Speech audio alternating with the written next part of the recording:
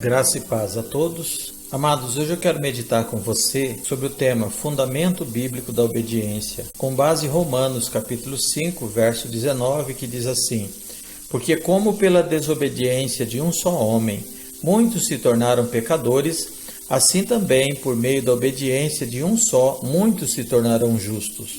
Quando descobri o objetivo da obediência, já havia resistido muitas bênçãos. Tudo porque a ideia da obediência, distorcida pela ideologia, sugere obrigatoriedade, opressão, sujeição, autoritarismo ou subserviência. Por isso essa palavra criou em nós uma profunda resistência. É interessante que, por mais que historicamente tenhamos resistência à palavra obediência, em tudo na vida é necessária uma ordem de procedimento. E como é difícil lidar com isso. Por quê? Porque se pudéssemos dar nome à natureza do pecado inicial, chamamos de rebelião, ou seja, Satanás se insurgiu contra o governo de Deus, arrastou 1/3 dos anjos, e tudo o que ele quer é nos levar por esse caminho também. O Senhor Jesus, ainda que seja Deus, é chamado de Filho do Homem, mais de 90 vezes na Bíblia. Ele teve que estar na condição plena de homem para que fosse nosso legítimo representante na cruz.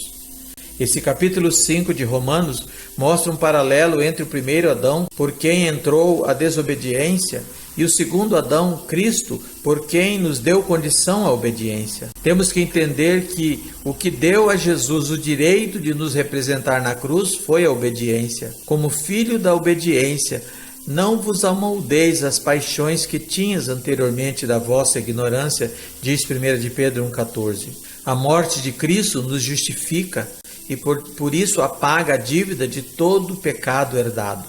Pecamos porque nascemos com a herança da desobediência e depois agravamos pela soma das práticas pessoais do pecado.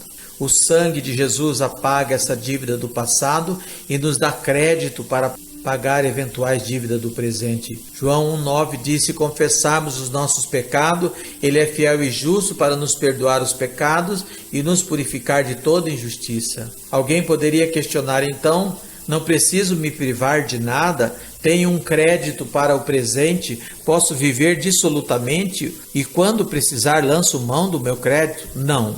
Esse é o desvio da doutrina chamada hipergraça. Dizem, se Cristo morreu pelos meus pecados e o seu sacrifício é perfeito ou eficaz, logo já não há por que se privar. O Senhor obedeceu para nos dar condição de obediência.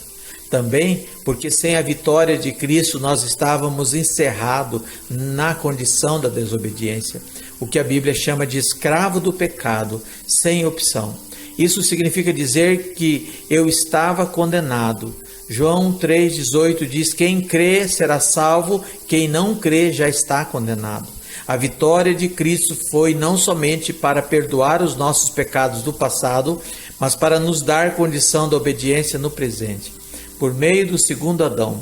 Como eu obedeço se ainda estou na condição de pecador pela minha natureza? Pela obediência.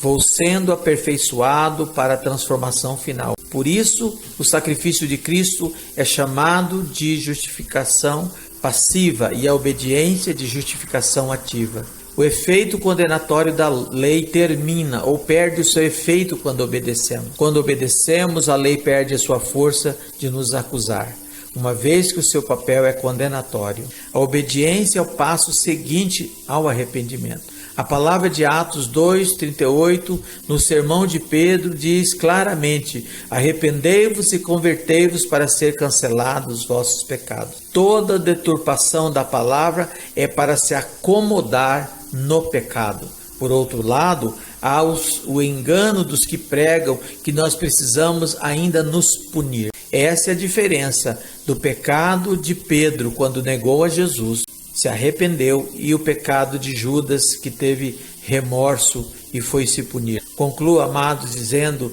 que a palavra do Senhor diz: buscai o arrependimento. Essa é a nossa atitude em relação a Deus. Alguém poderia perguntar: como devo fazer para aprender o caminho da obediência? Hebreus 5, 8 e 9 diz: embora sendo filho, aprendeu a obediência pelas coisas que sofreu, e tendo sido aperfeiçoado, tornou-se o autor da salvação eterna para todos os que lhe obedecem. Fraternalmente em Cristo, Pastor Ian.